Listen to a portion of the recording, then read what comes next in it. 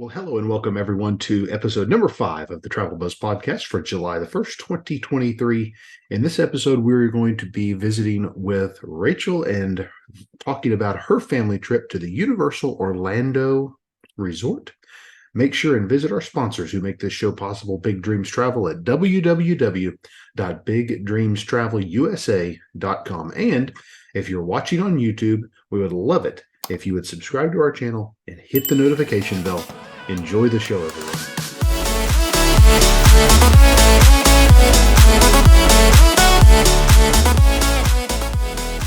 Welcome to episode number 5 of the Travel Buzz podcast. I'm your host, John Arthur, and a big welcome today to my guest, Rachel Strickland. How's it going, Rachel? Good. Thanks for having me. I'm excited. Yeah, awesome. Rachel is one of the awesome agents over from our sponsor, Big Dreams Travel. Remember to support them, as they are the ones who make this show happen at Big Dreams Travel. Their goal is to help your family have the vacation of your dreams while they take care of all the details and all of the work for you. Their dream designers will work with you from start to finish and help you through all of the important aspects of your vacation. Contact them. You can visit them at www.bigdreamstravelusa.com. Well, let's get started talking a little bit about your trip, Rachel. This was a trip you took to Universal Orlando Resort. Yes. Universal, great family resort destination. So just kind of give us an overview of your trip, why you took that trip. Tell us a little bit about your travel party, just so we kind of have a good understanding of how you were going to tour the parks and all those kind of things. Yeah. I'll just be speaking this time of our most recent trip because there have been multiple. We are big Universal fans in this household. So our most recent trip, we were actually going to be down in Florida for Jacksonville for a conference for our church. And I said, we're not going to be that close to Universal and not go. So we tacked on a few days and we went down there. We stayed at, our travel party, we stayed at the Dockside Inn and Suites in the summer, and our travel party, so it was us and my parents, and my dad was actually in a wheelchair at the time. So we were in a accessible 2-bedroom family suite.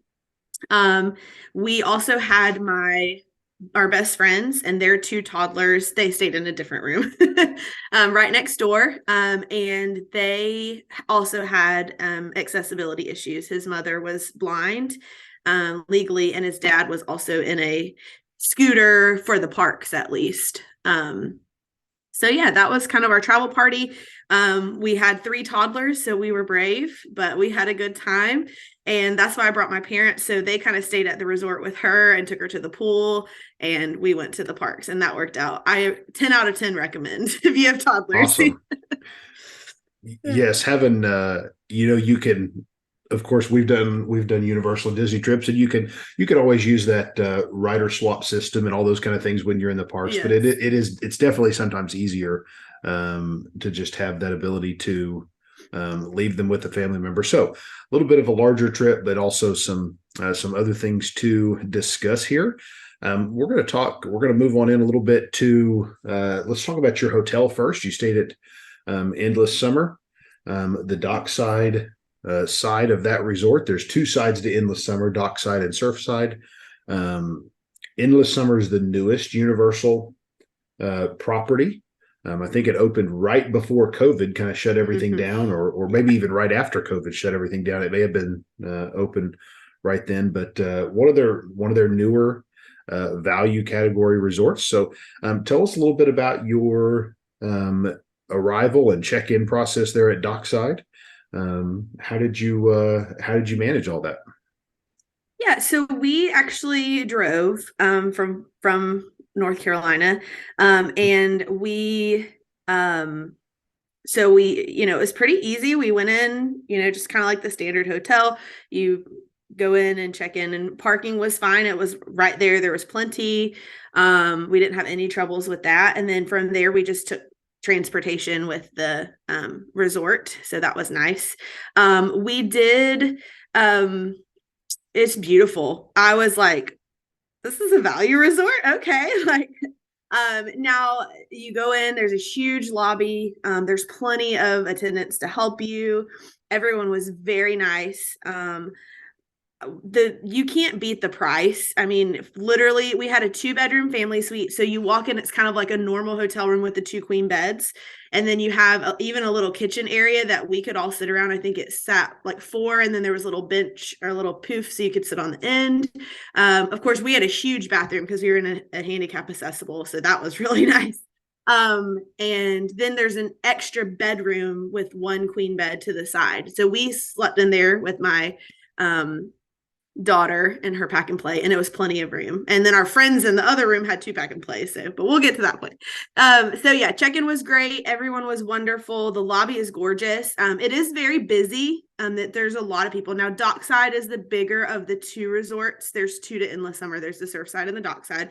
To me, Dockside was just more of my feel. It was a little more beachy and just kind of, I don't know. It was light and bright and airy, and but it was bigger. So if you're looking for a smaller resort, Surfside is definitely for you.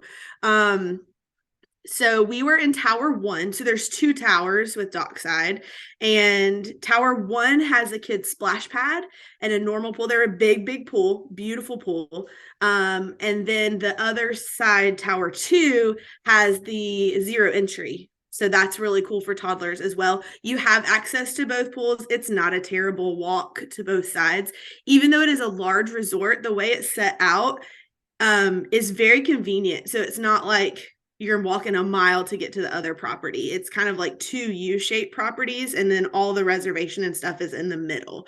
I would say the advantage of Tower 1 where we stayed, we were a little closer to the buses. So that was really helpful in the morning to just go down and get right there, and we were right in front of the buses. So and then the tickets, if you've bought tickets, if you can get them or purchase them or whatever right in the lobby, and they were great with us. And I want to say for that 2-bedroom, it's sometimes down as low as like $240 a night, and that's for a 2-bedroom. So that's really awesome.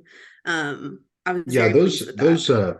Those room categories that Universal's done for larger families, they've really done a great job at Dockside and Surfside. Those things they're very affordable. Yeah, I mean, especially I don't like to compare to Disney a lot of times, but the 2 Right. places are so close, and Yeah. the price differential in these and say a family suite at Art of Animation is, I mean, it's A huge difference. a Yeah. very large difference. So Yeah, and they I will say, obviously you don't get all of the cushy luxury things like you would say at Royal Pacific, but you're not supposed to. But it was very clean, it was very bright, it was very comfortable. In the halls, because there are so many people, you might have a little more noise than normal, but you're at a family resort. That's to be expected. So but I really don't have a bad thing to say. We really, it is a value resort, but I didn't feel like I was staying at a Motel 6, I didn't feel like, I felt like I got my money's worth and then some. So that's always important to me when I'm staying somewhere. And yeah, they're I very agree well with you for done. sure. I've stayed there a couple of times myself, one with my family and one just when I was down on a work trip, and it's very impressive. I think for Yes. what they do as a value property. Mm-hmm.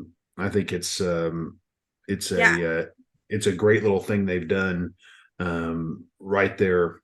And like you for said, sure. getting around the resort is super easy because it's the Mm-hmm. towers as opposed to a resort maybe where the buildings are more spread out. Yeah. Everything being right there, it's fairly Yeah. simple to get around. So Well, and I should mention, we didn't get a chance. My dad did, because dad didn't go to the parks or anything. So he just took his electric scooter and he hopped on the bus and went to some of the other resorts. And he had the time of his life. Him and mom took a day, hopped on the bus and went to City Walk.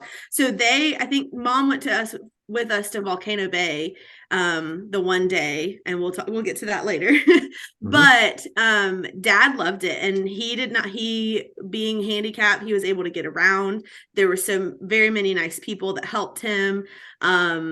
he had some stuff he needed to freeze. We didn't have a freezer in the room because it was just a refrigerator, but he was able to go to concierge. They took care of it for him. He could check out his freezer pack for his medication and stuff like that. It was really awesome. That was my first time since my dad's been disabled that we've traveled together, and I was really impressed. So from that standpoint, that might help some families as well, to just feel more comfortable. But you can go to Surfside, so you can go to their pool and enjoy their resort as well. So you have those two options. And so Surfside has just one big pool, and it's awesome. So he And checked it out. He really liked it. And go ahead. I was going to say, and just so everyone knows, you do have to walk across the street to get to Surfside. It's a little bit of a busier street, but there is a crosswalk and everything to get across. Yes. And you can, But Dad just took the shuttle. He just rode on the shuttle because it'll usually go one way or the other, which he may have ridden all the way around, but they're not connected. That's right. There's a street, but yeah, but very very close. And I also wanted to mention, you mentioned the vacation planning desk, I believe is what they call it, where you pick up your tickets. Just again, make sure everyone, it is a little different if you've done, say, a Disney vacation where everything's handled at the resort concierge. At Universal, they have a separate desk right there that's where your tickets are picked up. Yes.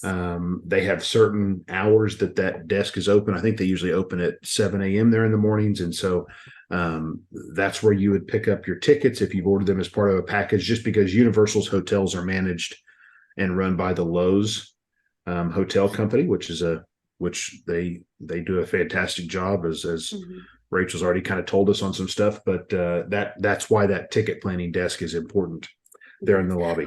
And well, I didn't mind just speaking of that, I didn't mind having it separate, just because I felt like I wasn't standing in line as long, because sure, you know, you're standing in line for one, or you could send someone to the other line and you're done in half the time. Because when you're trying to work all that out, sometimes there's questions. And the people I worked with there they were hilarious. They were funny. They were just really lively. I have nothing but good things to say about the employees too. They were awesome, top notch. So awesome. Well, anything stand out to you about the room, maybe, as we talk about just kind of zero in on the room? I know, like we said, those the new rooms there are very light and fresh, and again, it's a value room. And so that's certainly to be expected. But what did you guys think of the room area? You've mentioned a few things, but anything else? It was great. I was a little nervous because there was a bunch of us in one room, but we didn't feel like we were stepping on each other. That little kitchen area, so it's kind of like similar to Cabana Bay, but honestly, I think it's set up a little bit better than their family suites because the bathroom is outside of the extra bedroom. And then, so it is like a regular hotel with a bonus bedroom. And I really liked that. It worked well for us. So the way we were kind of configured is my parents, they were like, hey, we each get a queen bed. Good. So they spread out, they were each in a bed. And then we were in the room with my daughter. But I loved having that second door. So we would put her down at night and we could still be in the room together watching TV or, whatever in the hallway. Now our friends who stayed, they had 2 pack and play, so they flip-flopped it. So their parents were in the closed bedroom and then they had the 2. And even with them, I mean, there was plenty of room. It's set up very smart. I would say, now, I'm not somebody who comes on vacation and completely unpacks everything and puts things in the closet. Some people who do that might find some issues with a little bit of the space and clothing. They've been very smart with what they've got to get all of that in one area.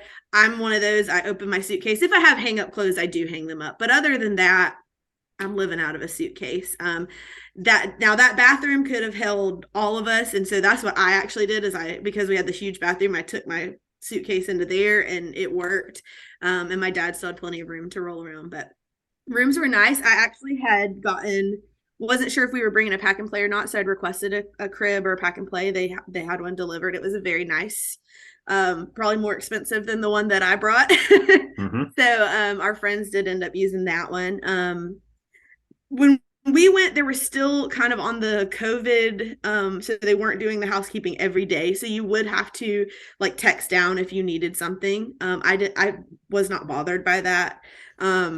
You're just going to sleep in the beds anyway. So the beds may not have always been made every day, but they were still on that COVID time frame. So if you need any, but you did get a text, I could text the concierge downstairs. That was a really nice feature, especially for a value resort.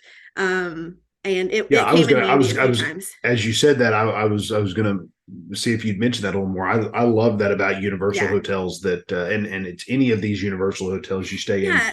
you get that text message as soon as your Mm-hmm. room is ready, Yeah. or as soon as you check in with them, and they are Yeah. very responsive on that And you're deal. talking to a real person. That's what I Mhm. like. You're not talking to an automated system that has to Yep. filter, you're talking to like Jerry or Brenda or, Mhm. Mhm. and it was very nice. I did enjoy Yes. that. These things are all coming Yeah. back to me as we're speaking. No, I was like, I forgot about that. as you were saying that, I remember I love that about Universal Resorts, and that's actually through the Lowe's people who manage those resorts. But again, Yeah. they do a great job managing and running those hotels along with Universal. Let's talk a little bit about the main lobby area. You kind of mentioned it was big. What's available to us there in the lobby? So when you walk in the lobby, it's just like this huge, very tall atrium. It's very wide open. So even though there could be a lot of people there at once, you're not claustrophobic at all. There were lots of people checking. We were in the dead of summer. It was a busy time. There's plenty of seating areas for people who are waiting. Over kind of to the right, you're kind of right there near to Tower One. There's like a little bar, and then there's the cafe. We ate some at the cafe. Most of the time we just ate at Three Broomsticks because that's our favorite. So we will get to that later. But you can get pizza and sandwiches and stuff. And it's resort food. It's fairly reasonably Yeah. priced, I thought, for resort food, depending on what you get. My dad was all about the refillable mug. It was like $15, but you get unlimited refills. So he was all about it. So yeah, it's so that's over kind of to the left. It's a nice big area. When we did eat, it wasn't like, even though there was a lot of people, we never really had to wait in line a terribly long time. I felt like it was very efficiently set up, which is really nice. But we usually just buy a lot of snacks. We're not big breakfast people, so we would kind of wait and Mhm. eat in the park. So we didn't eat Yeah. there a lot. But everything I heard that my parents ate, they really enjoyed it, and they're kind of sticklers too. And Yeah. so Yeah, and so yeah, really nice big lobby there. there Of is a course, shopping area too, but my husband tried to keep yeah, me I away think from that. yeah The resort the shop. yeah the Universal Studios store, I think they call it. You can get your wands or whatever you need before Yeah. you go into the Yeah. to Harry Potter area or anything else that you need. And stuff you The other thing forgot, like if you need sunscreen, that sort of things, they have all yes, that in yeah, there. the other thing I love about the Universal hotel lobbies is they all have Starbucks locations. You might have mentioned Yes. that and Oh, I I missed it, forgot. but No, I forgot about that. they all have those Starbucks locations. So Yes. those are great to have there in those lobbies. You Yes, kind I of mentioned the. will. Go ahead. Oh, go. Now, I will say about that though, if you are a Starbucks fiend, um, Surfsides has less people to contend with. So Hey, there's always a big line for Starbucks. So but that's anywhere, but just be prepared for that. yes, That was the one thing. I don't think my husband ended up especially in drinking that. it because Yeah, he was like, especially in those it's all, mornings. yeah, yeah, those early rope drop mornings. So, They about 10, 11 o'clock, you have no problem getting through right, that line. So, right. Well, let's move on out. You mentioned the pools a little bit earlier. Two yeah. big, large pools here at Dockside. Did you guys spend any time out there? We did. My parents did quite a bit with my little girl. They took her to the splash pad and they went over to the other tower and did the zero entry pool. She loved it. She was a fan. They have life jackets provided for kids of all sizes that are there. Each pool has a little bar and has I think one of them actually has food. I'm not sure that both of them have food. I can't remember that right off. But they have an area that has a bar. You can get alcoholic beverages, non-alcoholic beverages. They have certain specials with that. But yeah, the pool is really big. So and there's two really big pools, so I felt like it was enough to accommodate. We did most of our swimming at night, just at the adults, because we'd put the kids in bed, keep mom and dad up in the room, and we'd come down And I mean, it was busy. There was a lot of people, but I never felt like we were just on top of each other. The way it's shaped, you can't see me, but on the podcast, but it's kind of like a flower sort of. And so there's little kind of coves all over, so people would kind of congregate in those coves, and it was really nice. We really enjoyed it. We of course checked out both pools. Now at the Tower 2 pool, where there's the what's the word, the zero entry, they and I don't know if they had it at both, but they had real sand. So you have real sand Yes. areas, so if you have toddlers that likes to play in the sand, if you want to do that, they will have a blast. If you don't want sand all in your room, don't take them there. And I will say, I can't remember the name of it, but I did try one of their drinks one evening that had Skittles in it, and 10 out of 10 recommend it. It was very delicious. And just everybody was nice. Everybody was just, I don't know, it was nice. We just enjoyed it. Everybody seemed in a good mood. Even the people who were there, I didn't, sometimes you'll go and you'll hear people that are just kind of grumbling, and it was just all upbeat, and I appreciated that. Yeah, really, really good vibe at that resort is what I've experienced as well. Talk to us a little bit about. I'm sure you rode the transportation over to the theme park. So, of course, at Universal, that transportation goes from dockside and surfside. It's bus transportation taking you to City Walk, which will then allow you to go into either theme park, or I think there's a separate bus to Volcano Bay if you're going to Mhm. Volcano Bay. But talk to us a little bit about the transportation on the buses and how that worked for you guys. Yeah, so we every day we were there, we took advantage of the extra hour early. And so we tried to get out there, try being the operative word, when that first bus ran, or, right thereafter. Really nice, big buses, clean. They hold a lot of people. I do believe the Volcano Bay bus runs just slightly less often than the City Walk bus. I will say on the way in, I don't even believe, because I know sometimes the Surfside and Dockside buses share. I don't remember on the way in ever stopping at Surfside, but I do think on the way home a couple of times they would kind of like drop off at Surfside and then drop off at Dockside. Um, and yeah, it was a smooth ride. You're pretty close to the entrance, actually. There, I think closer than some of them. I felt like it wasn't a terrible ride at all. Yeah, And I I will think say it's actually a Dockside. quicker ride. I think it's actually a Uh-huh. quicker ride than like Cabana Bay or stuff. Yeah. Even though Cabana Bay you can actually You walk can from. I think walk, just right, but to get back, it um, is. And I will say, I think from what I read, and part of the reason I stayed at Dockside is on the same side of the road as Universal, so you don't have to do like, it is a little bit closer, like within a couple of minutes yes. from Surfside. So you're on that same side of the road as, I think it's like Highway 1 or 4 or something, the Hmm. road that takes you to Highway Universal. 4. Oh yeah. So yeah, so that was nice. At night, we never really coming back. We never really had to wait in terribly long lines. I felt like they were pretty consistent. They were moving pretty good. Um, the one over to Volcano Bay was a little bit smaller of a bus, but we didn't have any trouble with that either. Yeah, it was nice. And like I said, my dad hopped on because he was in a wheelchair. He got to go first. They like strapped his little tires down. And honestly, I think he rode the loop a couple of times like it was a ride. And then he got off at City Walk, and because you don't have to have a ticket to get into City Walk, anyone can. And so I made him reservations there. We'll talk about that later, at one of the Hmm. restaurants. And so they had a really good time. Even though he didn't even see the parks inside, he Yeah. he had a blast. So Awesome.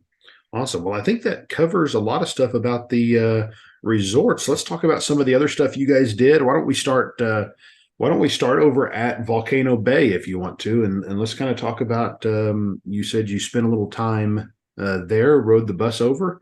So kind of tell us about your time at Volcano Bay. yeah, so I am a sucker for a water park. My husband does not understand it, but I love it. I love all things water. So I was actually, I mean, I love Universal, but I'd never been to Volcano Bay. So that was like my first time. I was so excited. So yeah, so again, it was middle of July. So just keep that in mind. It was very, very, very crowded. The one thing I will say I wish I would have done would have gotten the express pass for there. It is 100% worth it. Because honestly, which thankfully we spent most of the time, we did take our toddler. There's an awesome toddler area. So it wasn't, we were occupied. There's plenty to do, and I'll get into that. But as far as the resort, you walk up and it's like you're in this whole other world. You feel like you've walked into like, there's tiki stuff everywhere, like you're somewhere in the South Pacific. It was just really cool. I was very blown away because I was like, oh, I've been to themey water parks. It's like it's insane. And then you walk in and you see the huge volcano, which you can kind of see all over Orlando. But when you're there standing in front of it, it's like something to behold. It's super cool. I will say though, even as crowded as it was as far as lines and wait times, there was a lot of things for people to do. So I would say the wave pool is probably the most crowded, but like we were in the kids area, we found a little area where we could sit down, pack our snacks, and we just kind of camped out there for the day. There are cabanas you can rent. Hindsight, that might have been something I would have done as well. Because they had their like little mini fridges and all of their stuff and their personal attendant. And I was like, well, dang. So I know next time. But yeah, so I will say, you know, that was the one thing we did get to ride the aqua coaster. So that was just super cool. I actually got to ride it twice because, and I can get into this too. We did, because my friend's mother was blind, she was able to get the DAS services.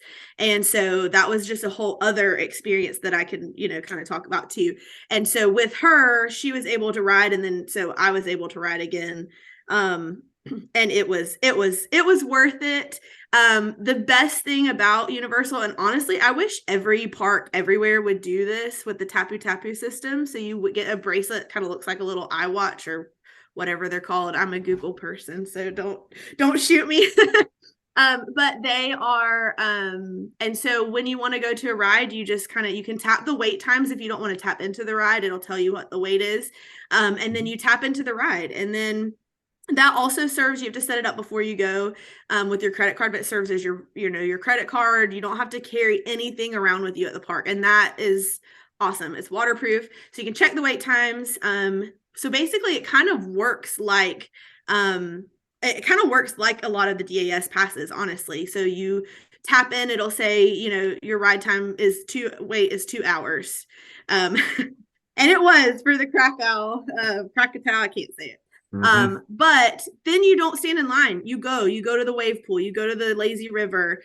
We just went back and hung out with my kid at the top place. And so I didn't feel like I actually got to experience a lot of that fun with my little girl and not waiting in line. And I enjoyed that as a parent, because I wasn't missing out trying to ride this cool coaster. And so I really did enjoy that aspect of it. Now, because of the wait times, we didn't get to ride all of the things, but I will say, like, with the few things we rode, still worth it. I mean, I think it only comes, which I was able to get the 3 park package, so that was really nice. But even if you just buy a single day, I think it's like $70, $80, depending on when you go.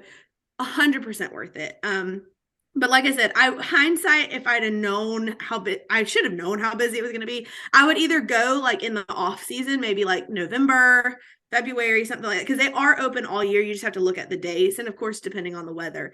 But if I was going to choose to go to the park, I would either buy the express pass for sure, or I would maybe think about the off season a little bit for just better wait times and stuff. Food was great.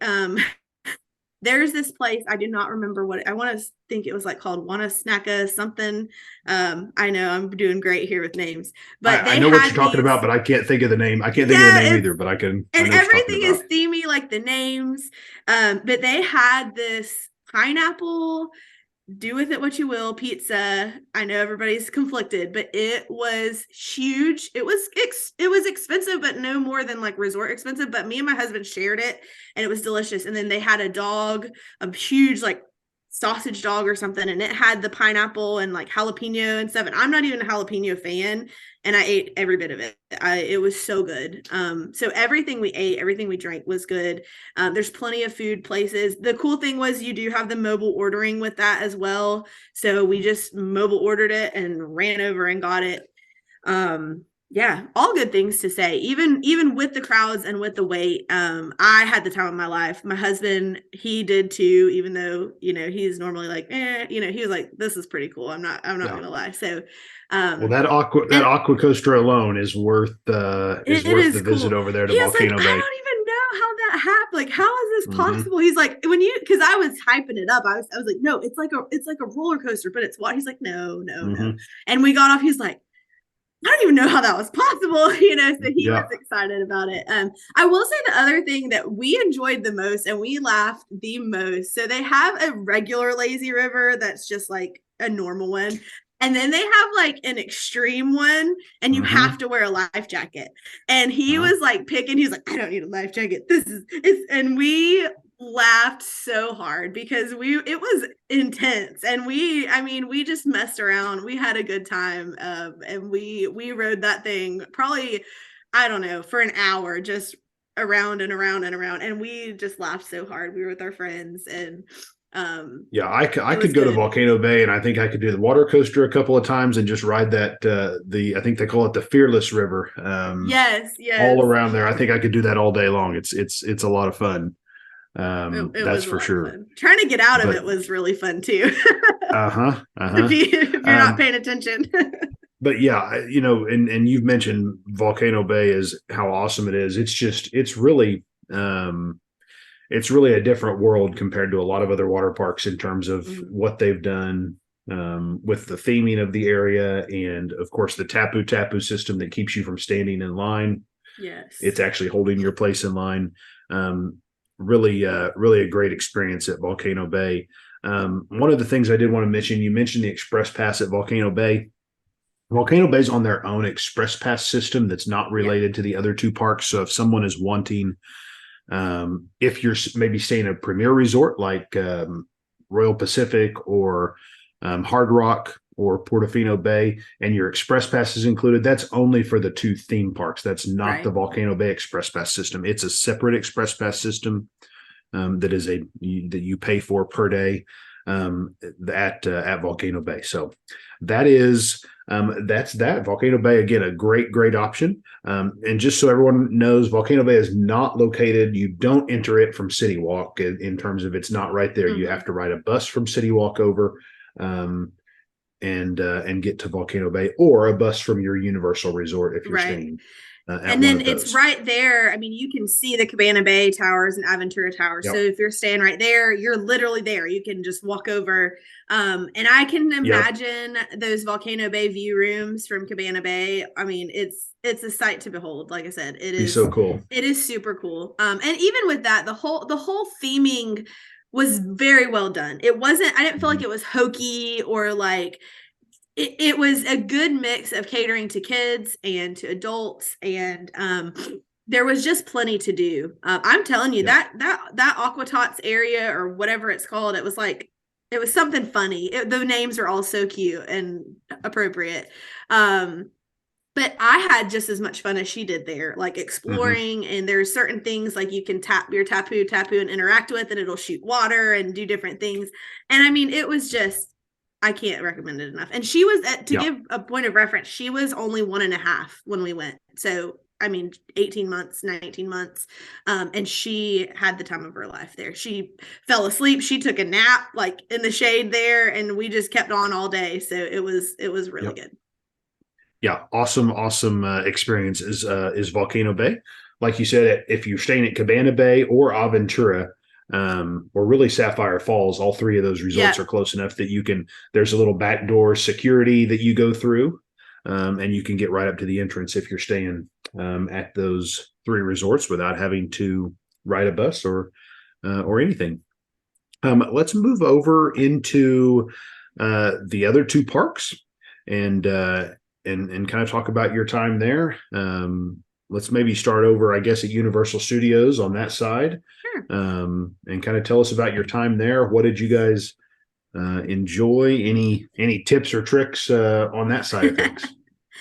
Yeah, so I they're just so smart, doing bits of Harry Potter over here and bits of Harry Potter over there, and then the Hogwarts, you have to get the park to park, and the Hogwarts Express alone is worth the park to park difference in ticket. I mean, it is super cool, especially if you're a fan. But I will preface this and say that my husband and I before we went to Universal the first time, we were never big Harry Potter fans. And we didn't have anything against it. Just as kids, we really didn't read the books. We didn't really see the movies, here and there. We just weren't like Potterheads or Potter nerds, whatever. The very first time we went to Universal, we became Harry Potter fans. Like, my husband especially, it was like, this is so intricately detailed. Like, I want to know what this is all about. And so I tell people all the time who are not Potter fans, they're like, well, we don't really care about that. I'm like, no, just go and experience it. And with literally our first trip, it was several years ago, we went home and watched all 8 films in like a day and a half. Like, we just binged them and we were like, oh my gosh, this is great. And so yeah, so then we couldn't wait to go back because we're like, we noticed every little detail, like I don't know, like the sign with Sirius Black, and then there's different things like, and we'll get to all that. But there's lots of little secret tips. There's all kinds of videos out there too that I can tell you some of them.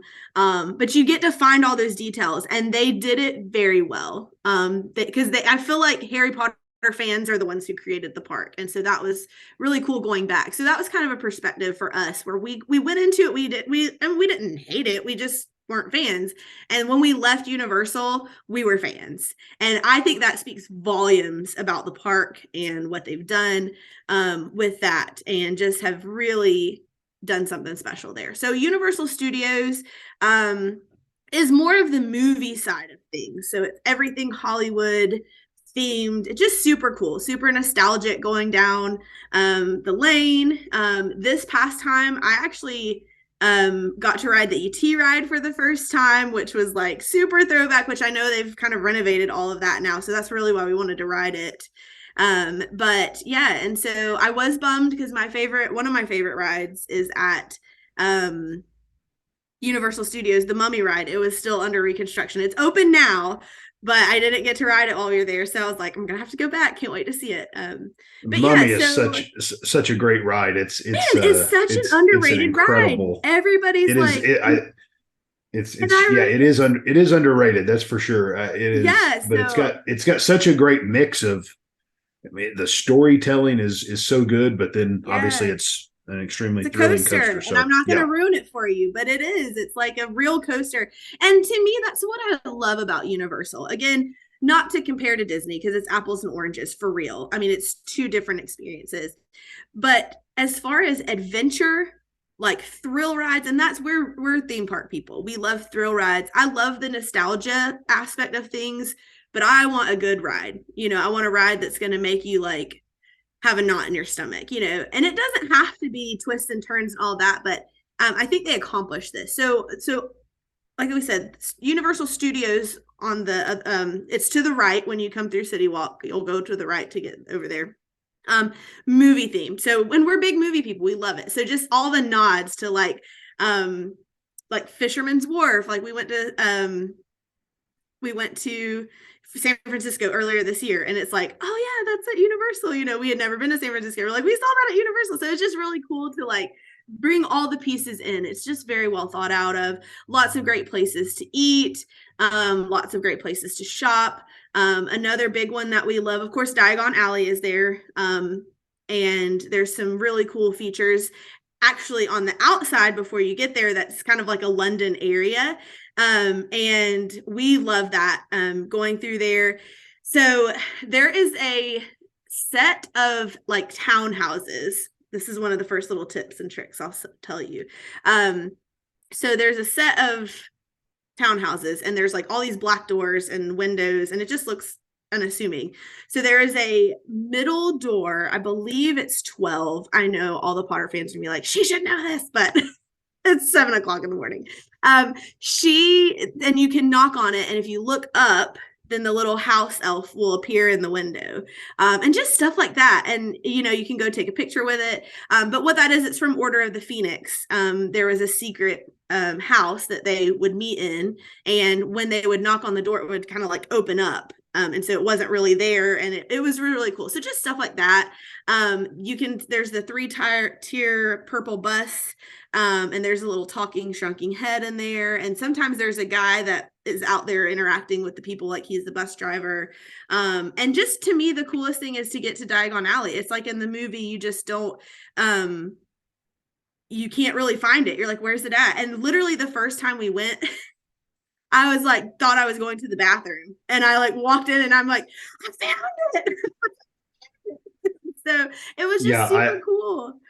Yeah, I love going with people who've never been before, my kids or whatever, and letting them do that the first time and watching that experience take place. It's one of the and coolest I'll things. always trick people. I'll be like, hey, let's check it out here, and I'll say, because it does kind of look like you're going to a bathroom like area the way it's set up with the walls. There's no like signs or anything, but I'll say, hey, I think the bathroom's this way, and then I'll like get my friend to like follow me, and she's like, holy moly. So that just, it's a unique experience. And then once you're in Diagon Alley, like you have no clue the rest of the park exists. Like you can't hear it, you can't see it, you are in Diagon Alley. And I just really appreciated the attention to detail. Gringotts, Escape from Gringotts, that is probably one of my favorite. I have like a bunch of favorites, but it is top of the list for me. Same thing, you get the cinematography, you get the scenes from the movies that you remember, but you also get a really cool indoor roller coaster. I mean, just super cool. 4D, so you're getting heat, and you're getting water, and you're getting wind, and you're getting all of that as well. And the ride queue for that, I mean, even waiting in line is super cool. You're in Gringotts Bank, you're seeing the goblins. I will say a tip or trick, especially if you're traveling as adults, and I don't know if you could do this with Child Swap. It would make sense because you're riding by yourself anyways if it's just your two. We always ride single rider. We never wait. I've literally been in the Harry Potter ride, was like a 2-hour wait. We got in 20 minutes. And honestly, the first time that we did that, we rode together pretty much every time, except for like once I think he was behind me. And so to us, we don't mind not riding together because we want to ride as much as we can. And that is a good way. So I'm not sure with Child Swap, because we only did Child Swap, I think, for a couple when our friends brought their son. I will say, hands down, their Child Swap is amazing. You're in air conditioning, you're inside, you're not standing under a little blue tent in the heat. If you know what I mean.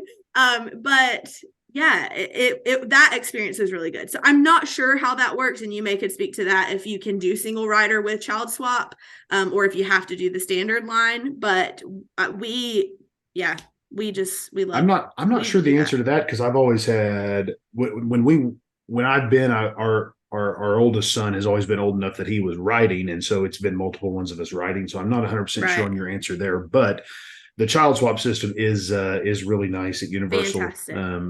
Unlike Disney, you all wait in line. They take the people that are waiting. There's a little room typically, or somewhere to wait. There's a few rides like Hagrid's where they'll give you just a return ticket to come back.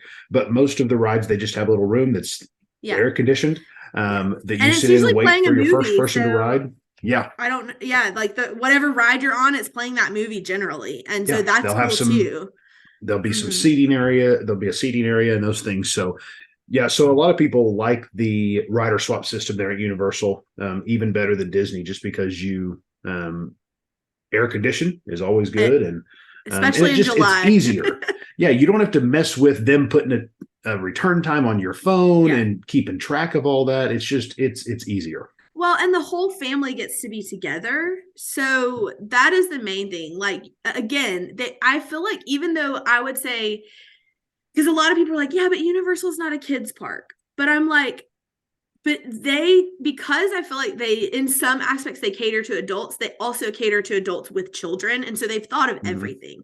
So you can wait in line. And they do. They have Seussville, they have Grinch, they have, Superhero Island, which we'll get to all of that because that's all Islands of Adventure. But You very like we did it. Their toddler came with us. They had two. They had a 1-year-old and a 2.5-year-old, and the boys loved it. There's a whole dino place. Like there is stuff to do, but they do cater to you in that aspect. I thought the child swap was awesome. Yeah. You can wait all together. Just a couple other tidbits. Of Universal Studios side. Of course, you've got the Jimmy Fallon. That new ride is kind of cool. We've been to New York City, so it was cool to see all the things. Now, I will admit, as much as I love a thrill ride, if I'm sitting still and I see 3D, I do get a little like my tummy turns a little bit, which is weird because I can do 3D and be on a roller coaster. I'm fine, but sitting in just a motion seat. But it was really cool. Even walking through, they have it just like the 30 Rockefeller, the Rainbow Room, all of that. So that was really cool. Of course, we love the big one is there, and it's like Rip Rocket. Is it Rip Rocket? Rip Ride Rocket. Rip Ride Rocket. I always get it backwards. That one's a lot of fun. That's probably, I would say, besides the Hulk, like the scariest one there as far as the thrillist. You have the big drop and stuff, but lots of fun. We love it.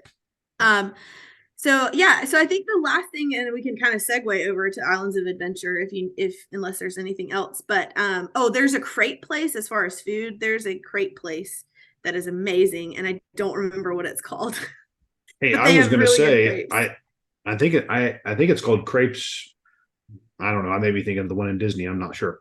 I won't mention the name. I can't think of it. But I was gonna say, as we were talking about this, I that's one of the places I was going to ask you about food, and yes. I think as many times as I'd been there, this last time I was there, just kind of by myself and with a group of agents, I ate the crepes one night for the first time, and it was unbelievable. And all the times I'd been there, I'd always seen that place and wanted to try it, and it was Central Park Crepes. It was that's right. Okay, that's not what I was going to say. So I think I was thinking of the one at Disney. Yes. With Diagon Alley 2, the other really cool thing. So you want to find all the things. And they have a restaurant there, the Leaky Cauldron. They do serve most of the same stuff as at Three Broomsticks. There's a few different items. We've eaten at both. Our preference is just Three Broomsticks because we like all of the like medieval meaty stuff, but both very good. Nocturne Alley is there. You've got the cool dragon. I won't give away, but just watch the dragon for a while until something really cool happens. And just, I don't know, you just feel like you're in a different world. Like going into the Weasley shop is like, it's identical to the movie. It's mind blowing. But I will say probably one of my favorite parts, and then the Transformers ride. How can you forget the Transformers ride? That is like one of the coolest rides ever. You've got a huge, ginormous Optimus Prime out front. I mean, it's super cool. And sometimes I feel like I've been before and they've had a like Bumblebee out there like interacting with people. But I don't think he was there the last time I went. But I have seen him before. And then the Mummy ride. Do not sleep on the Mummy ride. That is my one thing I will say. And I'm excited to try it out since it's been renovated. So moving over, King's Cross is where you get on the Hogwarts Express. I always tell people you have to ride both ways. They're both different. There's different scenery, but going through King's Cross, they have a little magical scenario that happens. So what I normally do is I will send all my friends through and they don't really know what's going on, and I'll video them and then I'll show them the video. But they have it where it's movie magic and you look like you're going through the brick wall. It is super cool. I would not don't just run through there. Like take your time, take a video. It's super cool. I have a video of every time I've ever gone through, and I'm like, it's fun. So and then take the Hogwarts. It's something about like you're at the King's Cross station, you see all the nostalgia, and then the Hogwarts Express pulls up with the steam. I mean, it's just the whole thing. Again, even if you're not a Harry Potter nerd, just go with it. You will be when you get done. It's awesome. So, when you walk around the corner and you see the train platform, and sometimes the train's already there, sometimes it hasn't pulled in yet, but it's a really cool moment to just see that when you're coming from that King's Cross side for sure. Yeah, well, and even like the details. Obviously, you're not buying a real train ticket, but like the little sign and it flickers and it's just like it was in the, I mean, just all the details is just they know how to theme the theme of park. I will say. Yeah. So when you take that train and you arrive over at you're Hogsmeade. obviously taking that to the Islands of Adventure theme park, Right. but you're from one Harry Potter area to the other, so it's the transition is seamless there, and you of course arrive at Hogsmeade. So give us your thoughts on Hogsmeade and what you guys Yeah. did over there. Yeah. So Hogsmeade is like quintessential Harry Potter, right? You come off the train, you kind of go down the little steps and out of the station, and you're in this like it might be 100 degrees outside, but you are in a snowy area. And I mean, it's insane. Like I don't know how they do it, but it is cooler in Hogsmeade somehow. Like it's a cooler area of the park, I feel. If not, it's psychological and I'm here for it. But yeah, so it's just everything is snowy capped, and then you take a right and you see Hogwarts Castle, and you're like, and I'm talking like life size gigantic castle on a hill, like unbelievable. And I think really that's what won my husband over, because the first time we went, we didn't go that way. We didn't do Diagon Alley through. I wish we had, just for the whole experience, like you're going to Hogwarts. But he walked through Hogsmeade and saw the castle and was like, holy moly. He was like, this is something. There's something to Mm-hmm. this, you know. And so it was just really that experience was cool. First thing you want to do is grab a butter beer. You can get butter beer in Diagon Alley, but something about the butter beer in Hogsmeade and walking around and you're in it's so good. It is non-alcoholic. Everybody's like beer, butter beer, and I'm like, no, it's fantastic. Yeah, so all the things, and of course, it's home to the new Hagrid. Well, it's new. It's fairly new. Hagrid's Motor Newish. Adventure. I know. So listen, for my 30th birthday, we had a Universal trip set up. We were staying at Aventura. Um, Hagrid's had just opened that year. Galaxy's Edge had opened like a week before. It was going to be this epic trip. Hurricane came through. I ended up going to New York City instead. Wish I'd just gone, because it only ended up being a category 1, and I'm sure the parks were empty. But it was supposed to be a category 4. I was like, I'm not gonna take my chances. So to me, it was my first time riding Hagrid's since that time, and so um, awesome. My tip and trick there is to make sure you ride both sides of the cart. I thought it was a little bit different either cart. If you ride the single rider line on that one, you will be automatically pretty much in the little side cart. So if you want to ride first chair, first whatever, you want to go through the standard line. Again, take advantage of that extra hour in the park. Get there, go there first. In the evenings, a lot of people, I love the shows, the fireworks shows.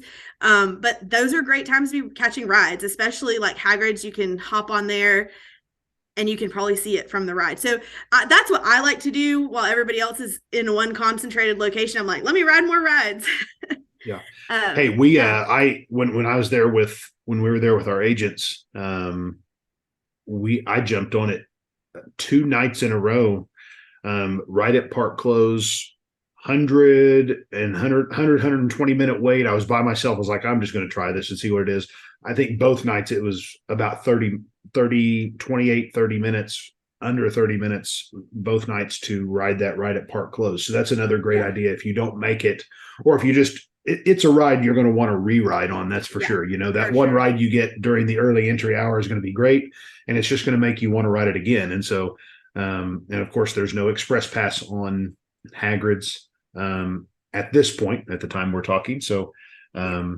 if you want that re-ride, you have to wait in line, or you have to use the single rider. Yeah. Well, I think what I appreciated about Hagrid's too is that so a lot of the rides at Universal make use of the digitizing, the 3D, the 4D, and Yep. they do a fantastic job. It's seamless. But I love the use of actual animatronics, the actual like physical replica of things. And I mean, you see Hagrid and you swear like he is standing there. Like it Mm-hmm. is so well done. And so I like that. I like that coming kind of back a little bit into the things where it's not all digital. And I love, like I said, I love the digital. There's a place for it, but there is something to be said about those animatronics that you know, the very realness of it physically being there in front of you. So I do Yeah, like it's that. definitely something to think about at Universal is as you tour the parks and go around, think about where those rides are, especially if you're prone to some motion sickness and stuff. Hmm. Um, Universal Studios Park seems to have a few more of those than Islands of Adventure, but just Right. you may not want to stack four of those rides. You may not want to Right. stack Green Gods, Transformers, Jimmy Fallon, all those Yeah. back to back to Yeah. back, just because they're Yeah. all very similar Yeah. in that they've got that I 3D tell you what, effect. I I got the sickest on Minions because you're just like I said, you're sitting in that thing and you're just like, That little, yep. it was really cool, but it's hilarious. I'm like, I rode all these rides, and so I do think there is something to be said about that though, because people are just write them off because motion sickness. But especially like Green Guts, for instance, because you're actually moving. A lot of times, whenever you see the 3D, you're stopped. And so it's kind of a combination. So you're not always necessarily moving and spinning. And even for Transformers, there is a lot of motion, but I will say I think the one that gets my stomach the worst, but I will always ride it, is Harry Potter and the Forbidden Journey. It's inside of Hogwarts. Yeah. You get to go into Hogwarts. You see the floating candles. You see the talking pictures. You see all of that. So what I normally do is I just always ride that first, get it over with, let my stomach kind of settle, and then roll on. Some people are like, "Nah, I save it for the end of the day," but it is that one does. But you're literally flying in a Quidditch field, like you have to do it. You have to do it. Yeah, that's an awesome ride. It's maybe the only one. I'm not typically prone to any motion sickness. My wife Yeah. is, but I'm not typically. But that one is one ride that always got me. Yeah. And it was a 3D ride originally, but since they've kind of removed that 3D aspect, I don't have near as I think that's maybe helped that ride some. Yeah. So if you're somebody who rode it years and years ago, it may be worth a try again, just because I Yeah. think when making it 2D, I think has helped that For sure. motion sickness on Um, Forbidden Journey. And I will say, honestly, I thought about that when we were there. I was like, wait, I thought I had glasses the last time, and I did it, it didn't even dawn on me that they would have changed that. So I should know that. Yeah. But And it hasn't been yes, super recent that it was changed. I think it was 11 or 12 years ago that I was there that it was 3D. So oh wow, it's been a significant amount of time that yeah. it's been 2D. But yeah, that's helped. But it was better, I think, for us. And then my friend who is more prone to motion sickness, she wrote it, and she said like she needed a little time, but she said it was worth it. Like it was Yeah. worth it to get that experience. It was really cool. Yeah, And so the queue line for that ride too is incredible walking through it's the worth castle. it. Yeah. Yeah. Yeah. And I will say, especially if you can get a decent wait time, even with the single rider line, because with the single rider line, you do sometimes miss a little bit of those queues. And so we did go back through it and was able to, I mean, you go through I think you go through the greenhouse with the mandrakes and all of that. Mm-hmm. I will say, if you are a Potter fan, check out, the Marauders map. There's some cool stuff with that. If you go back to Diagon Alley in Nocturne Alley, there's some black lights that shows you some hidden things on the map that you can't see regularly. If you go into, I think it's either bathroom, but especially the women's bathroom at Hogsmeade, you can hear Moaning Myrtle like talking and stuff. You have to kind of listen out for it. There's just little things like that is just like I said, the first time we went, it went over our head. We knew nothing. But even then we were like, this is cool. So when we went back as fans, it was it was like seeing the whole park again in a different light. Yeah, Rachel, I think we're going to have to set up another one of these in the future and just talk Harry Potter. Sorry. Just no, that's okay. That's just there's so like you said, there's so much there. Yeah. And there's so many little tips and tricks and things you could talk about. I'm like you.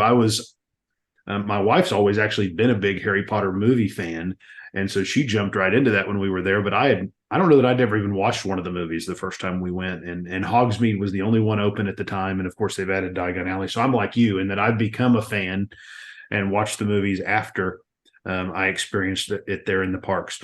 Well, what about the rest of Islands of Adventure? Anything else of note? Was Velocicoaster open? Yes. Yes. Did you Best ride? roller What'd you think of coaster that? I've ever ridden, period. Mm-hmm. Hands down. Yeah. I said it, my husband said it, our friends said it. Seriously. I mean, as far as a straight roller coaster, because there are different categories, but as far as a roller coaster, it's the best roller coaster I've ever ridden. I think we got to ride it twice. Hmm. Because so with we had the DAS pass again. So that was Okay. awesome. So how it kind of works at Universal is kind of like the old way it worked at Disney. I do like the updated digital version with Disney, but it is a lot harder to get. So the DAS pass at Universal, you basically go to the ride, they give you a time to come back, you come back, your party goes. Simple as that. And you go through like the express lane entrance at that point. And so that was how we got to ride it again. We got to ride Hagrid's twice, like, and because of the DAS pass, we rode, so it was great. It was great. Love Velocicoaster. Everything, the details of, I mean, you felt like you're in there. You felt like you were going to get chased by a Yeah. Velociraptor. Yeah. Loved it. Okay. And And go ahead. I was going to say too, the two things I loved about Velocicoaster, or one of the things is just an observation about the coaster that surprised me because I didn't watch a YouTube video. I don't like watching things before I Me either. experience them the first Mm-mm. time. And so the first time I did it, I knew there was kind of the first part of the ride that was a little more, the track was intertwined and doing a lot of turns and all that kind of stuff. And I Yeah. was expecting like, okay, we're going to have a little bit of a break and all that. But it is No, start to finish. There is no nonstop. break Yeah. on that ride. I won't give it all away, but that was really cool. And then the locker system at Universal, I know the Yes. lockers can be so much frustration at a lot of rides because you Yeah. can't take loose articles on. The rides are more thrilling than say Disney, and so they've got to have some of those rules in place. But the locker system at Velocicoaster, I hope they do that on every new ride from here on Yeah, out. I do It's so too. easy. Talk a little bit about if you want to, talk a little bit about your experience there. Yeah, so well, first of all, I feel like it was more clear on that ride that you like don't take anything. Like, because I feel Hmm. like Hulk, sometimes people don't realize like you're going through a metal detector. So you get sent back down, you think, oh, this will be fine. And it's like, Yeah. no, just don't take anything. You don't need anything, don't take it. And if you take it, you'll probably lose it. Hmm. So yeah, I think the first time we did the single rider line, and then I think we did the express pass. So mine might have been a little bit different than a normal one, but if I remember correctly, you put it in one side and then you get it on the other side when you come out. Correct. And so Yep. you don't have Yep. to like go back into the locker room or anything. So it seemed a lot more seamless, I will say. You weren't like stuck going to the locker back to the locker. You went in, you put it in, you went through the ride, and on the way out you got it from the other side of the locker. It was a Yep. two-sided locker. Yeah. And I like that. Everything was labeled clearly. So you had like, I think some people had like dinosaur or egg, or so you knew kind of where to go to. It was a lot easier to remember, I think, than just a Hmm. number. So yeah. Yeah. And just to make sure everyone's clear, Universal has many rides that you have to put your loose articles in lockers. Your bag, you can't take a bag on unless it is like a fanny pack with a clip. You can Yes. sometimes take those on some rides, but they do have three rides. I believe it's three rides now. Velocicoaster, Hulk, and Rip Ride And Rocket. Green You do Grass. have to. Oh yeah. You can take no Yes, loose nothing. articles on that. You can't take a cell phone. You can't take Credit card, driver's nothing at all license. on those. You're going to go through a metal detector on those three Yeah. rides to make sure. I think Hulk is the big one. They've had problems, things flying off the train. And of course it goes over Yeah, walkways and all people. those kind of things and hitting Yeah. people. And so, I mean, it's safety reasons. But those are the three rides you go through metal detectors to get on the Yeah. ride. And so you have to leave everything in a locker, Yeah. even And stuff in your pockets like that. once you've been sent down those stairs once, you won't do it again. I can tell you that. Yes. That happened to us, and it's like, oh, the walk of shame. But yeah, and so I was trying to think. So that is one thing I do recommend highly, unless like sometimes we'll try to bring like a cooler backpack.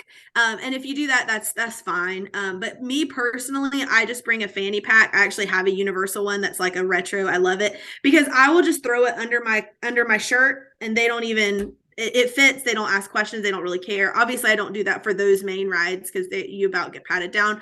But yeah, it works great, and I didn't never have to use a locker. And so especially like we went with people that weren't riding the ride. Somebody stayed with the kids, so that made it kind of nice too. Uh-huh. But yeah, typically like this time when we stayed on resort, we didn't really bring our backpack cooler and all that, and so I just had my fanny pack, and it was much nicer than having to get a locker every time. Yeah. Did you guys do the Hulk? Oh yes, yes, we love Of the Hulk. course.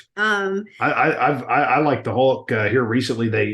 It had kind of an extended refurbishment a couple of years Yeah. ago, Mm-hmm. maybe during COVID, and it was very It's a smooth lot this last smoother. time. Yeah, I Yeah. will say the very first time I rode it, I was like, this is a cool ride, but it kind of got me. It was a little bit bumpy, and Mhm. it was just the age on it. So I was glad to see they re-renovated it, much smoother. It felt almost like a whole different ride, I feel like. And it was great. You know, you can't beat that initial just shooting out of the tunnel. Mhm. Yeah, super awesome. I will say another one in that park that I think gets slept on a little bit is Kong, Skull Island. I love that ride. It's not like a thrill ride per se, but it's so well done. And it is just a neat ride. You don't have to like do anything, and but you are moving. You're in a vehicle. Just the combination is really cool. So Yeah, I love it's that yeah, to ride me too. it's not a ride that I will like. It's not a ride like a coaster that I'm going to want to re-ride a whole bunch of times on a No, trip, yeah, but it's definitely worth yeah. worth a visit once a trip and enjoy that too. One of the underrated parks, talk a little bit about, since you had young kids, one of the, I think, the very underrated parts of Islands of Adventure is the Seuss Landing area. I think Mm, I mean, it's the theme of that area is really, really good. yeah, it I would, is. it's one of the places our kids love, and it's just really well done. Talk a little bit about that area, if you will. Yeah, so there, I believe there's at least one ride that they can ride at any height, if I'm not mistaken. Because it wasn't my daughter that rode, it was our Yes, friends. yes, The boys love that. And then there's like the carousel and of course all of that. But yeah, just it's just super kid friendly, beautifully done. I mean, you look like you're in a Seuss book. There's lots of there. I have never been for Grinchmas, so I really want to go. I think the first time we went, we were there at Christmas, but it was just my husband and I. We didn't have kids yet, so we were like coasters. We just kind of bypassed Seuss Land. We didn't pay attention. hmm, But my daughter is obsessed with the Grinch, so I cannot wait to take her to do all of that. But yeah, there's cute little shops and little places to eat, and everything is themed Dr. Seuss. Again, very well. And I feel like even for little kids, when you're going over to like the comic book island, and you're in superhero, all of that is very kid yeah. friendly. You've got the comic strips, the kids love those. Adults, it's nostalgic. Um, but yeah, Seuss Island is, or Seuss Land Yeah. is. Now you do bring up a good point with Universal. If you're planning a Universal trip, certainly check those height requirements. Mhm. Um, Universal, obviously, there's differences in how it's set up. It's part of the city of Orlando. There's more law, rules and regulations that they have to follow. Disney, if you know the history, Disney was originally set up as its own kind of town, and so they've got other local policies that allow them to be a little Disney. There's a lot of rides you can take a toddler on or an infant on, even, Right. and let them sit in your lap. That doesn't necessarily happen at Universal. Even on rides that are extremely tame, Yeah. there in the Seuss Landing area, there are some height requirements. So that's Yeah. always something to check there at Universal. That's a good point you brought up there, Rachel. Yeah. Well, talk to us a little bit about. Go ahead if you had one more thing there. Sorry. Well, no, I was gonna say because we did another really awesome kid place that I think is overlooked a lot. And two, leaving Hogwarts and then coming into those doors at Jurassic Park, like that's a whole Oh experience in yes, itself. yes, I can't bypass that. The River Adventure, it is. Yes, it's an older ride. Still, I mean, it's awesome. It's just so nostalgic. And it's who yeah, doesn't love a good log ride? I mean, it's a boat, but it's the yeah, quintessential log ride. So there's the discovery area. My friend and I are grown adults, and we spent like 30 minutes in there, like building the dinosaur egg thing, and you pull an egg and you're analyzing. I mean, we had a blast. Kids loved it. There's a whole pterodactyl play pen. There's a kid ride there. And literally there are sections like that where, a parent could go and let the kid play while, older siblings and family ride. And so again, even though you may not be able to take your little kid on all the rides, they have very well thought out places for them to congregate and to play, and made it where you can bring them. It's not impossible. If you're not fortunate like us to have a parent who will keep them at the hotel, and they both had the best week ever. So those definitely options are there, and so I always tell people you can do it. They have it set up for that. So And Yeah, then don't yeah. sleep on Dudley Do Right either, man. That I Ripsaw I was gonna Falls. ask you. I was gonna ask you if you did the two water rides over there in Toon Lagoon. Certainly, Ponchos are your best friend. yeah, we always, if we're staying, if we're doing multiple days there, we always take one, usually a morning, and we just wear our swimsuits to the parks because Yeah. there are between the two rides there in Toon Lagoon and Oh my Jurassic Park River gosh. Adventure. Yeah. You're going to end up soaked, and so Yeah. yeah, that's always we just take a day and we just wear our we swimsuits. I'm laughing because we had one night left when we went on our trip this past summer. We were with our best friends in the whole wide world. They had been missionaries to Africa and they've moved home now, so we all the parents had put the kids to bed and it was like one last ride of the night and we're like, let's do it. We're doing Ripsaw Falls. It And is, we are not light people and we were all able to ride on one ride. And yeah, we got, there was not an inch dry on me, but we just hopped on the bus, went back to, I mean, we had the time of our lives. And it's high. I mean, it's a thrill ride it's for sure. a It's it's a, a really it's a great log ride. Yeah, it's yeah. long. It's a So, long ride. It's a long ride and yeah, really good. And then the river rapids ride there, the Popeyes ride. Um, oh yes. oh I my always word, love you riding that with people who've never ridden it. And you're like, oh, it's not that bad. And we're like in there with our ponchos, we got it tucked in yes, everywhere. Um, and just to see other people, like I'm a people watcher, and to see other people on that ride is worth it, hands yeah, down for sure. And they do yeah. have I think the about family dryers you can like pay for yeah. and stuff, but we're like, We we'll had just go ride Hulk and then it'll dry us off. Yeah, we'd obviously been doing Disney a few years with our younger kids and doing Kali River Rapids at Animal Kingdom, and then you come over and you do that ride at Universal, and Popeyes. it's a It's little a different. different world. You ride some of those River Rapids rides, and it's always like, oh, you got it on that side of the boat. You find the one or two people that really got soaked. Right. No, on Popeyes, it's It doesn't all matter where eight you or ten sit. people in that boat. It doesn't matter. It's But I there's will so much say, water. I love how that's set up. They have that bag so you can put your stuff in the middle so it doesn't get wet. Yes. That Yep. is good because I know, and so you make Yep. use of that because it's not very clear necessarily what it is always. I mean, there is a little sign, but people miss Yep. it, and you can put all of your belongings you don't want wet in there and kind of seal it up. So that is another little tip. Yeah. Awesome. Well, kind of wrapping up here, I just wanted to give you a couple, maybe give us a couple, any dining places you guys like in the parks and either park that you would maybe recommend to people as we Yeah. kind of close it down here. I know we haven't talked a whole lot about dining, but what do you guys like there in the parks? Yeah. So, like I said, we're not very diverse because we just always go to Three Broomsticks. If we're there 3 days, we'll go to Three Broomsticks all 3 days. It's just honestly for your money, you get a lot. You can either get like a quarter of a chicken, and it's very medieval. If you've ever been to like medieval times or any of those places, you get that whole like quarter chicken, or you can get ribs, or you can get they have like salad and cottage pie and things like that. But um I want to say it's like 16 or 17 bucks, but you're getting your money's worth. You can also Mhm. get the special juices like pumpkin juice or um the ciders and stuff like that there as well. So you can get, I think you can get fish and chips there. I know there are some offerings that are different from Leaky Cauldron. You can also do a package where you get the breakfast there included. I've actually not done the breakfast before because we usually just hurry and get to the park and Mhm. go. But it's to me it's the experience and the bang for your buck. So that's our go-to place. I'm trying to think. We also, as far as City Walk, we love Cowfish. It's an awesome burger and sushi place. We're fortunate enough we have one here in Raleigh. There's only like 5 in the whole United States, and Okay. we still go there.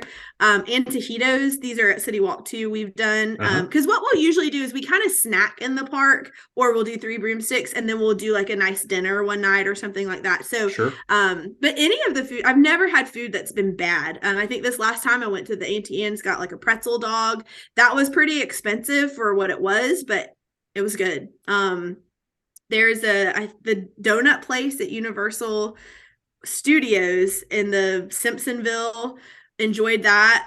There was a place one time we got chips and salsa, and it was over in that area, and I don't remember where it was. I'm not as good, even though I love food and I'm a foodie. I'm It's like, right across from the Crate place. I know what you're talking about. It's right across from the Crate place. Yes. Yeah. And they had pretty good nachos. But yeah, so we typically, if we're gonna do a sit down, we're creatures of habit. We love Three Broomsticks. It just never disappoints. There is one, what is it called? It's in the that I've been wanting to try, and it has great reviews. It's the sit down. It's not Olympus.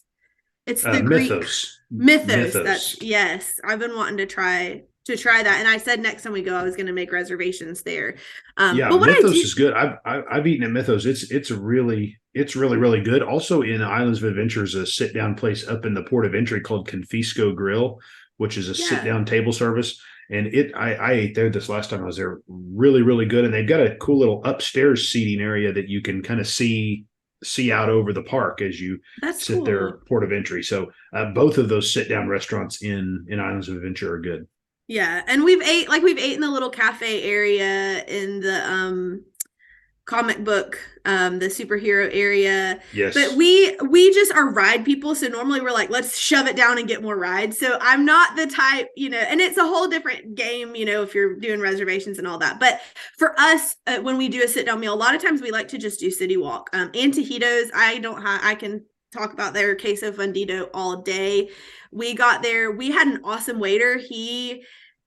It was a whole thing. He didn't bring his name tag to work, so he had a girl's name tag on, and we just joked with him the whole time. And he actually gave us free tableside guacamole. It's like $14. He just gave it to us for free. We had a great experience. There's live music, just a cool atmosphere. Very, very, very good Mexican food. Yeah. And like I said, we love cowfish. But yeah, a lot of times, I might not be the best person to ask because I'm like Three Broomsticks all the way. And then, we just kind of grab and go as we go. Yeah. But I will say I've never, been disappointed. And I know they have a lot of new places. They just opened the Minions Cafe and some of those others. So I'm looking forward to trying those out as well. Yeah. Yeah. Awesome. Well, and you mentioned butterbeer as that picture popped up there behind me. That's kind of the, we'll leave it at that. That's always a great way to try it in all its forms. Yes. Frozen, many different forms. Cold, hot, ice cream. That is the one thing. Butterbeer soft serve ice cream in Diagon Alley. It's the best ice cream. Hands down. I'm glad you said that because I think is it at Florence's? It's the ice cream shop, but you want the Florian, soft serve. Florian, yes. Soft serve, butterbeer. So ice cream.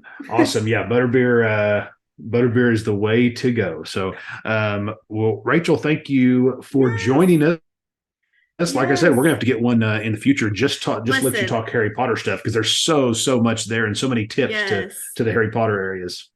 Yes. And I just clearly I'm a Universal fan. I can talk about it all day. So I won't keep you on any longer. We're about to have a whole lot more to talk about once Epic Universe opens and don't even get me started. The new park down there. Excited. So there's a lot of great things to come. So, well, thanks for joining us, and that'll do it for today. Thanks everyone for listening. All right. Thank you. That's going to do it for this week's edition of the Travel Buzz Podcast. Thank you so much for joining us. Make sure you check out all of our shows each week, either on YouTube at Big Dreams Travel or wherever you listen to podcasts. Also, we would love it if you would subscribe to our YouTube channel and make sure you click the notification bell so that you know when we post new episodes or videos. I'm John Arthur. Thanks for joining us, and I hope you have a wonderful week and have fun planning those future dream vacations.